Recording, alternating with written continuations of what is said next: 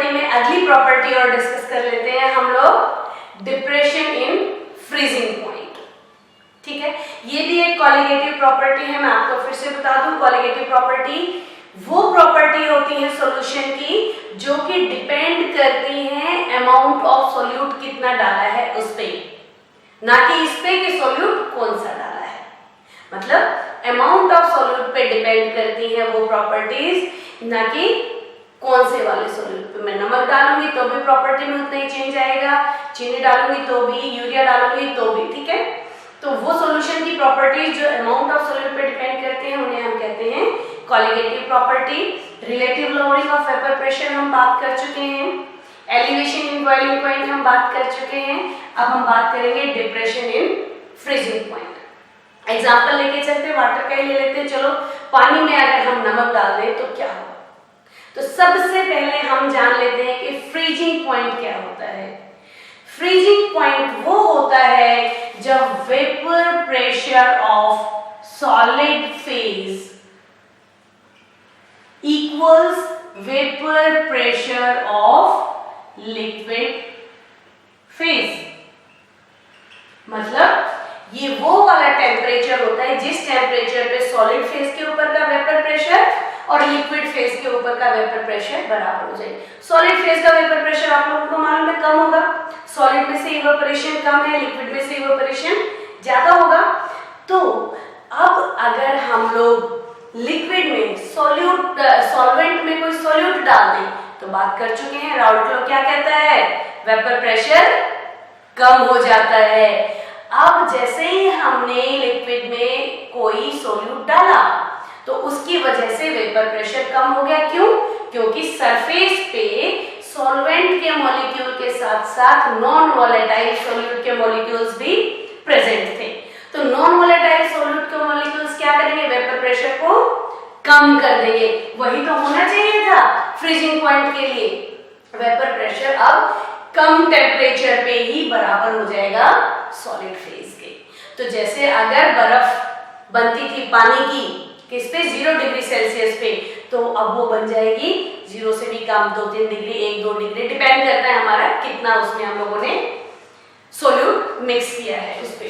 तो आप लोगों को समझ में आ गया, फ्रीजिंग पॉइंट वो पॉइंट होता है, टेम्परेचर होता है जिसपे vapour pressure solid phase equal to vapour pressure liquid phase, और लिक्विड में सॉल्यूट डाल देने की वजह से लिक्विड का वेपर प्रेशर कम हो जाता है, तो वो कम टेम्परेचर पे ही फ्रीज हो जाता है। तो depression in freezing point. Graph की जगह मैं इसको समझाती हूँ आप लोगों को।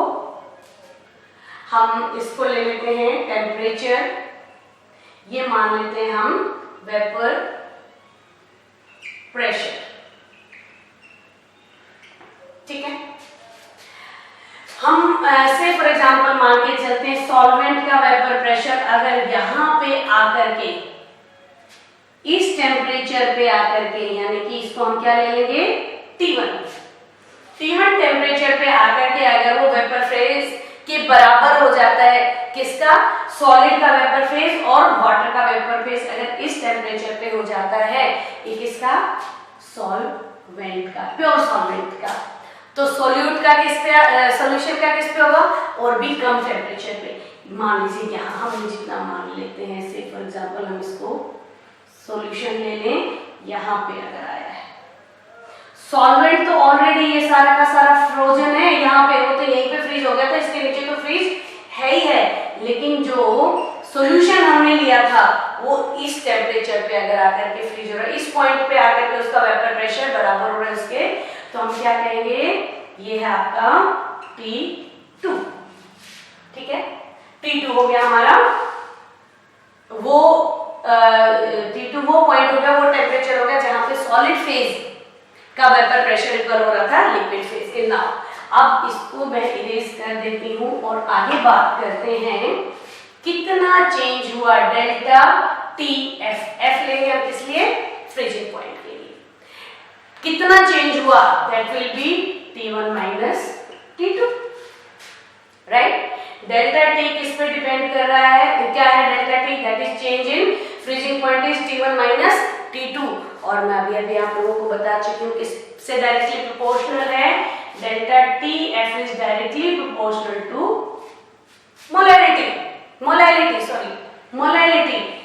कंसंट्रेशन, जितना हम सोल्यूट ज्यादा लेंगे उतना डिफरेंस ज्यादा आ जाएगा।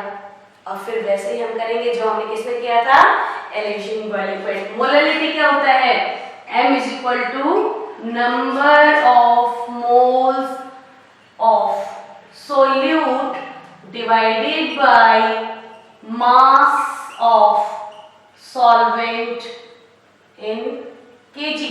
अगर हम 1000 ग्राम की बात करें तो लेके चलेंगे कितना भी जो भी होता है। अभी हम लोग बात करेंगे 1000 ग्राम में मास ऑफ सॉल्वेंट इन केजी में बात करते हैं तो मोलैलिटी नंबर ऑफ मोल्स कैसे हम कहते हैं, n is equal to given mass upon molar mass. और सोल्यूट को हम क्या लेते हैं, सेकंड कंपोनेंट, तो क्या हो जाएगा W2 अपॉन M2।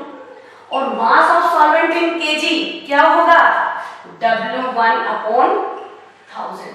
1000 में कितना है, 1000 ग्राम में कितना आ जाएगा, राइट। तो अब हम किसकी जगह पुट करेंगे इसको, that is number of moles में, दिस इज मोलैलिटी। अब इस मोलैलिटी की जगह हम इस इक्वेशन को पुट करेंगे। इससे पहले हम लोग क्या लेंगे इसको, A KF प्रोपोर्शनैलिटी कांस्टेंट ले लेते हैं, जो हर सॉल्वेंट का अलग अलग होता है, सबका KF की वैल्यू अलग होती है। m की जगह अब हम इसकी वैल्यू को पुट करेंगे तो हमारा इक्वेशन क्या हो जाएगा, delta TF is equal to KF into W2 upon M2 multiplied by 1000 upon W1। ठीक है, ये इक्वेशन आपकी इंपॉर्टेंट इक्वेशन है। अब वही वाली बात मैं फिर से दोहराऊंगी, चाहे तो आप अलग से मोलैलिटी कैलकुलेट करके इस इक्वेशन में पुट कर लो, नहीं तो आप डायरेक्टली सारी चीजों को इसमें पुट करके भी कैलकुलेट कर सकते हो। अब ये अलग अलग क्यों दी हैं, हो सकता है आपको TF ना कैलकुलेट करना, हो सकता है आपको W2 कैलकुलेट करने के लिए दे दें, हो सकता है आपको M2 कैलकुलेट करने के लिए दे दें, इसीलिए इन चीजों को हम लोगों ने अलग अलग करके लिखा है। अब ये क्या करेंगे, इसमें कैलकुलेशन कोई भी चीज आप लोगों को हो सकता है मास कैलकुलेट करने के लिए दे दिया जाए, हो सकता है आपको मास फर्स्ट सब्सटेंस का कैलकुलेट करने के लिए कि सॉल्वेंट का करने के लिए दे दिया जाए, आपको W2 भी हो सकता है, KF भी, या फिर डेल्टा TF भी कैलकुलेट करने के लिए दिया जा सकता है। एक न्यूमेरिकल इसके ऊपर सॉल्व करके देखते हैं। न्यूमेरिकल सॉल्व करेंगे तो हमारा कॉन्सेप्ट ये क्लियर हो जाएगा। देखती हूँ, मैंने एक न्यूमेरिकल लिया है आप लोगों के लिए यहाँ पर। ये कहते हैं what mass of ethylene glycol, molar mass is given 62 gram per mole, must be added to 5.50 kg of water to lower the freezing point of water from 0 degree Celsius to minus 10 degree Celsius. KF here is given 1.86 Kelvin kg per mole. पहले इस question को समझते हैं, फिर हम इसकी values put करेंगे। देखो ये क्या कह रहे हैं, कितना मास इथाइलिन ग्लाइकोल का हम डालें, व्हाट मास, किसका, सोल्यूट का। तो हमें क्या कैलकुलेट करना है, W2 कैलकुलेट करना है। M2 गिवन है 62 ग्राम पर मोल। आपको 5.5 kg H2O यानी कि क्या गिवन है, W1 गिवन है 5.50 kg, राइट। और ये क्या कह रहा है, to lower the freezing point of water from 0 degree to -10 degree Celsius, यानी कि चेंज इन टेम्परेचर क्या हो जाएगा, 10 डिग्री सेल्सियस, है ना। 0 से कहां जा रहा है, -10 पे जा रहा है। तो delta T is equal to 10 degree Celsius. अब पुट कर लेते हैं अपनी इक्वेशन में, जो हम लोगों ने इक्वेशन वाली थी, लेकिन अब हम W को इधर ले आते हैं।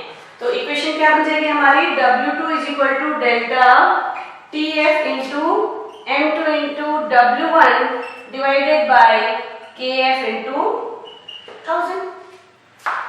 वैल्यूज पुट करो, आंसर आ गया। वही तो हम बात कर रहे थे। देखो हमारे को डेल्टा TF यहाँ से कैलकुलेट हो जाएगा। M2 हमें गिवन है, ये है 62 ग्राम पर मोल। W1 हमें गिवन है 5.50।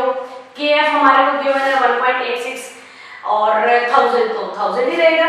तो इससे हम लोग क्या कैलकुलेट कर सकते हैं, W2 कितना मास सॉल्यूट का हम डिसॉल्व करेंगे जिससे कि वेपर जो क्या नाम है फ्रीजिंग पॉइंट है उसमें अंतर आ जाए 10 डिग्री सेल्सियस का। इसी तरह से आप लोगों को क्वेश्चन आएंगे, आप लोगों को बस इतना जानना है, इतना समझना है कि गिवन क्या है और निकालना क्या है। फॉर्मूलाज आप लोगों ने याद रखने ही रखने हैं। तो तब तक के लिए आप इन लोगों की इन क्वेश्चंस की प्रैक्टिस कीजिए।